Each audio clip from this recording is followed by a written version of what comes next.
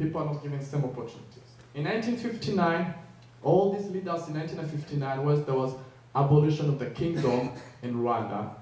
Hutu, supported by the Belgium, they abolished the kingdom in Rwanda. So now we become a republic. Why Belgium they changed supporting Tutsi to Hutu? It's because many countries in Africa they were getting independent. And Tutsi want to get independent. They don't want Belgium to still colonize Rwanda. But the Belgians say, oh, you want us out?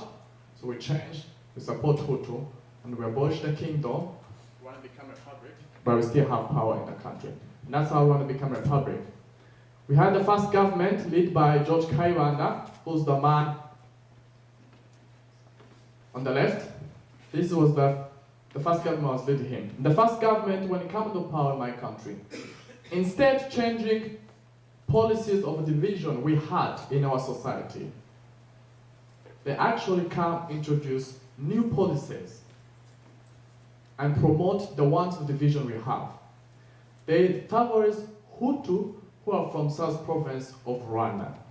That means they get a good position in politics, and good position in private sector, and their kids get good schools.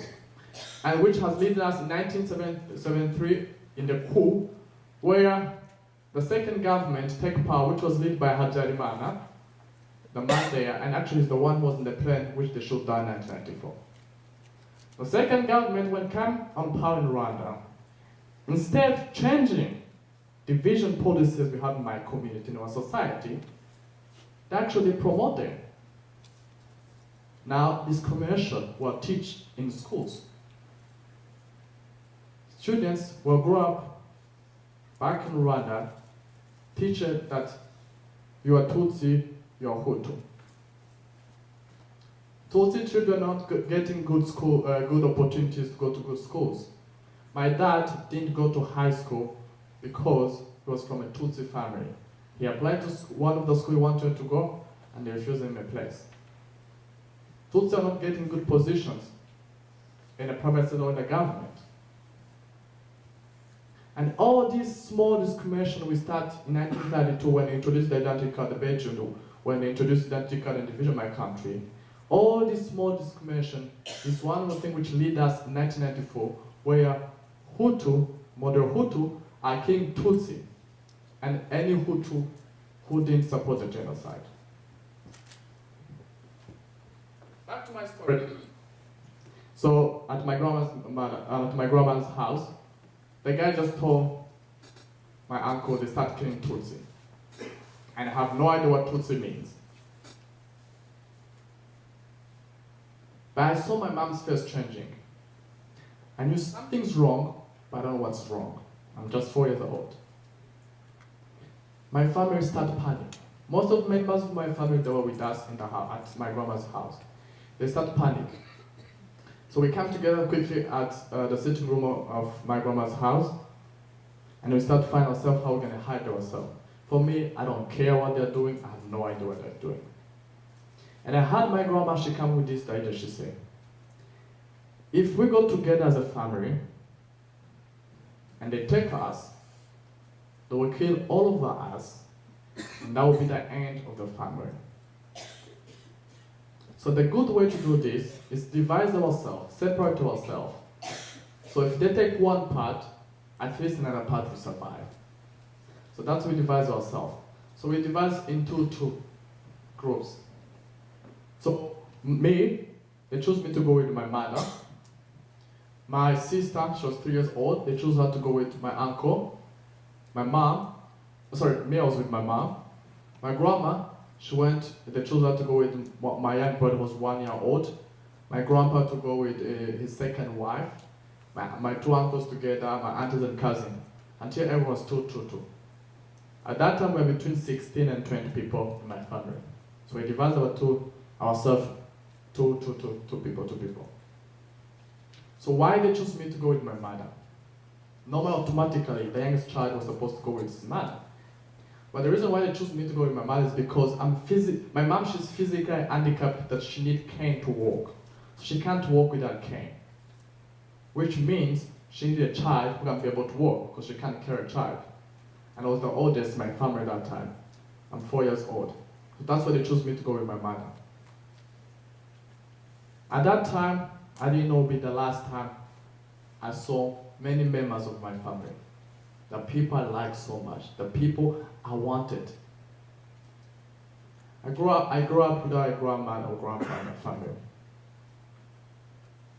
I didn't know that on Christmas, when we used to go to my grandma's house for dinner as a family, that would be not possible today. I didn't know there's a horrible journey just waiting me there, just there. I didn't know my life would change completely after just 100 days. We said goodbye to our family. Me and my mother were trying to find ourselves how we're going to hide ourselves. So we were trying to walk.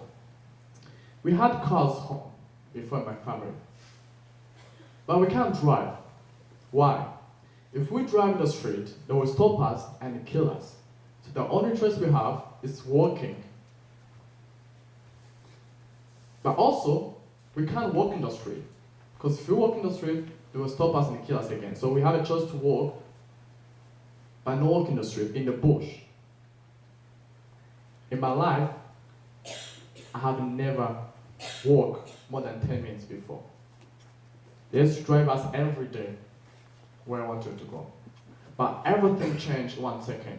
Now I need to walk by myself, 4 years old.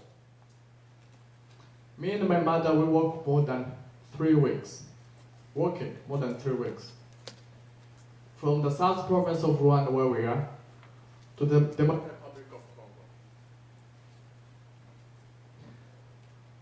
From here, this is where we walk.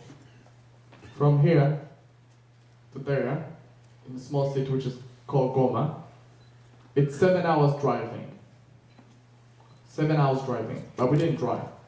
We walk. I'm 4 years old. If it was just maybe driving only, just driving, or just walking with maybe for a long journey, it would be okay. But that's including without food. I passed more than 3 weeks without eating. In my life, I have never before missed breakfast, lunch, or dinner. I had everything I wanted in my family. But everything changed in 1 second. No food. Because why? If we go to buy food, for example, it will kill us. So we can't go to buy food. But if it was just walking, long journey without eating, maybe I'll say it's okay. But this is including people try to kill me and my mother.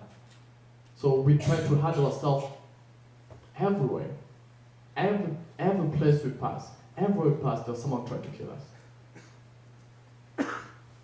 I saw friends of my family try to kill us. Friends of my family, people I grew up seeing every day. There's this guy who was from a Hutu ethnic group. When he was a child, he was an orphan. My family supported him. They paid school fees for him when he was a child, and they raised him until he finished school and high school, and he moved out and lived himself. He was like my brother. During the genocide, he stopped me and my mother and tried to kill us. And my mother told this guy, "Why you want to kill us? I raised you as my only child." And this guy said, "You're a Tutsi. You're the enemy of the country. You need to be killed." And this is the guy I grew up seeing every day. He used to bring him gifts home. I used to play with him. And just 1 second, everything changed. My mother paid him money not to kill us. We keep walking, nights, during the day, in the rain. I saw kids we used to play together when they're killing them in the front of my eyes. And I'm 4 years old.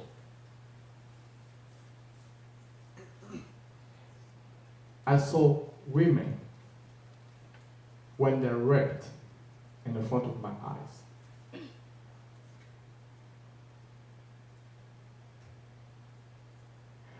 During the genocide, I got sick because without eating, and I get walking long journey, and in the rain sometime, and I was very, very, very sick.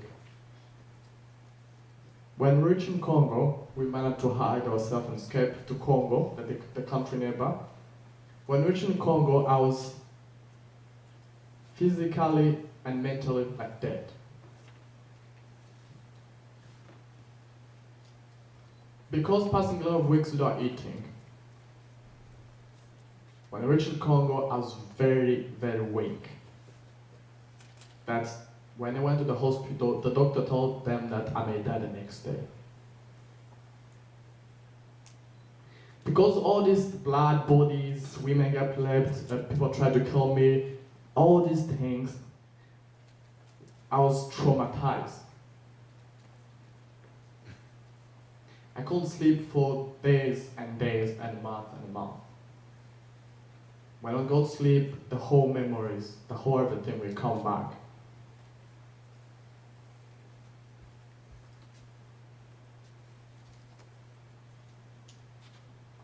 I'm one of the lucky guys back in Rwanda who has been able to heal trauma. One of the biggest problems still facing Rwanda is trauma in my country.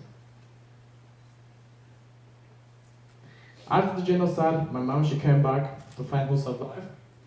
My sister, she survived after passing 2 months in the hole by herself. She was 3 years old. A Hutu, a woman who was from a Hutu ethnic, helped her. That woman, she took my sister when she was lost. My sister, she lost my uncle during their journey. And that Hutu woman, she took my sister and hid herself so people cannot kill her, cannot kill my sister. So she's still alive today because that Hutu woman, she helped her. And let me be clear, there's some Hutu who didn't kill. There's some Hutu who tried to help Tutsi during the genocide. And my sister, that's why she survived, because that woman, she took my sister and held her in some place. My sister, she passed 2 months in the hole by herself, and she was 3 years old. I can't believe how a child 3 years old can be able to survive when she's 3 years old in a hole. My sister, my brother was 1 year old. He didn't survive. They killed him. The way they killed him, they took him and beat him on the wall. He gets separate himself. And the horrible thing they did, God, I've never seen this. They forced my grandmother to drink his blood. People who killed my brother, they were our neighbors. They were my grandma's neighbors. Just they lived next door.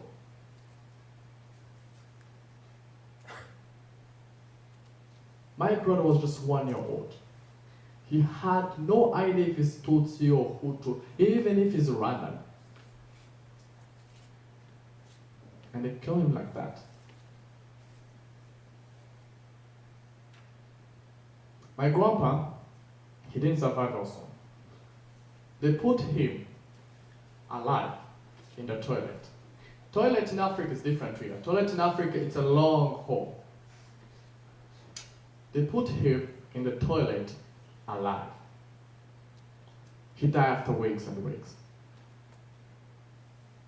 My uncles, they killed him there in a bad way.